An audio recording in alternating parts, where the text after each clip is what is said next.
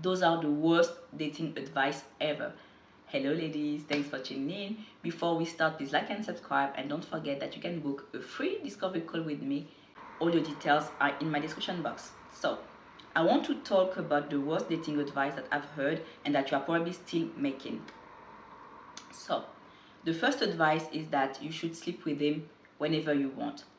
I understand the idea around that, and it's to free women sexually, because women have been shamed for having sex and all of that for centuries now, and there is still that orgasm gap. And I want women to experience quality sex and the best sex ever, but I also want to be real, and I also want you to understand that there are consequences.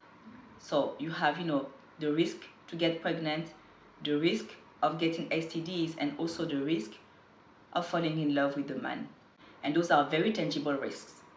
So let's talk about the risk of pregnancy. It can happen even when you are protected. It can still happen, like something can happen with the condom. Maybe you can forget to take the pill and all of that. It can happen. And yeah, so this is the first risk.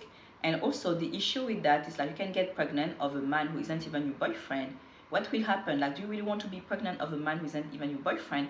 How do you know that he can provide for a family if he's not even committed to you?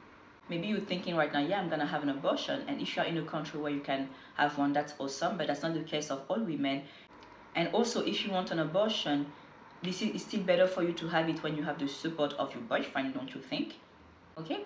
And you take STD risks.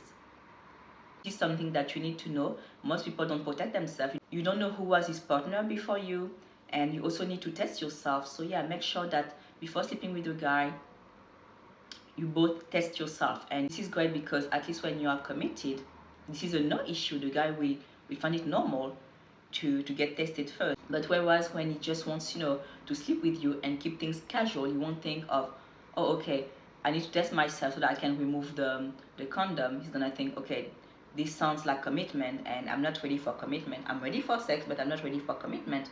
So you see. And also, when you have sex with a man, you take the risk of falling in love, and that's just reality. Okay, that's just basic biology. In love, and this is one of the reasons why we are against you sleeping with a man before commitment, because you can fall in love before him falling in love, and this is dangerous because it's already over for you. Doesn't mean that you're gonna fall in love with all the men you sleep with after sex, but when the sex is great, and this isn't something that you can predict, when it's great, you're gonna have an orgasm, and during the orgasm, the feminine releases oxytocin. So oxytocin is the hormone that makes you bond with someone. So you have a huge surge of oxytocin and you bond with the guy. This is why you are extremely attached when the sex is great.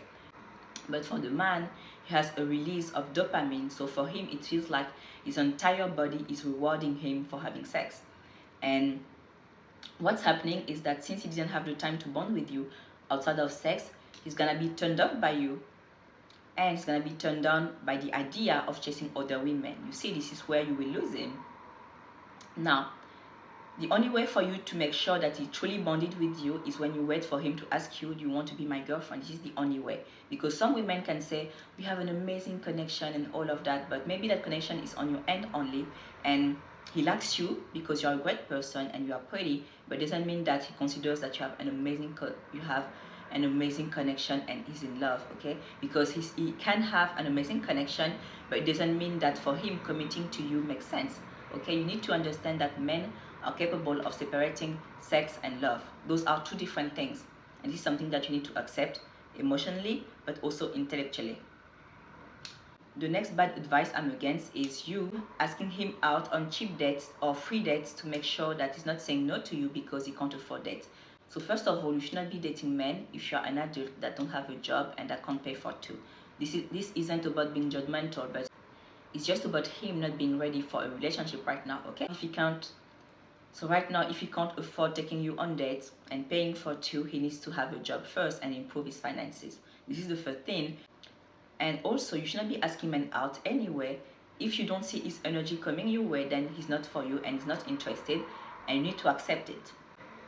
Another advice that I'm against is saying yes to coffee dates because they are shorter and you can escape whenever you want and all of that. So it's awesome to be cautious because he's still a stranger at this stage and you need to be careful. But I want you to know, and I want you to empower yourself, that you can end a date at any stage. No one is entitled to your time, so even during dinner, you can end after the appetizer. I want you to feel empowered instead of telling you that there is only one moment when you can escape freely. No, you can end the date after the appetizer, you can end the date after the main course, okay? No one is entitled to your time. This is how feminine women think. The minute you spot that something is off about that guy, you can leave at any stage.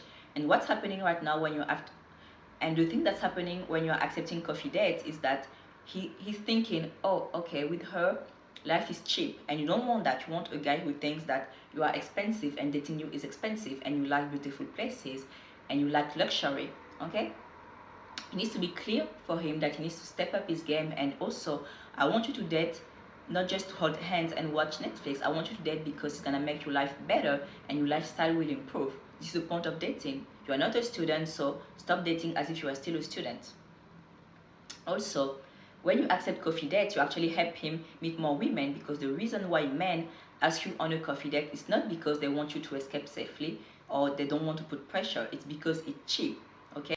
Don't you think it's easier for them to take many women on a date when they only have to spend $2 on a coffee? You see, they can meet a lot more women like that, because what they're thinking is like, okay, they know that they're supposed to pay for two anyway, so they need to keep the cost low. And maybe you're thinking, no, that's not that at all. He's rich, has his own business and all of that. Being rich doesn't mean being generous. So you want to test how generous he is very early on. You see, so when you see how he spends and when you see that he's generous, that's the proof that, okay, maybe he's still not sure. Some men will think that they need to pay, during courtship. And then when you are together, they think that now it needs to be 50-50. You never know. And all men need to be vetted at all time and during the entire relationship. But the idea that I want to convey is that at least you're testing his ability to provide and his generosity, because this is one of the most important thing in a man. Okay, it's not that we are cheap or anything like that, but I don't want you to waste your time with men who can't even pay for a plate of food. He has a job, he should be able to afford a plate of food.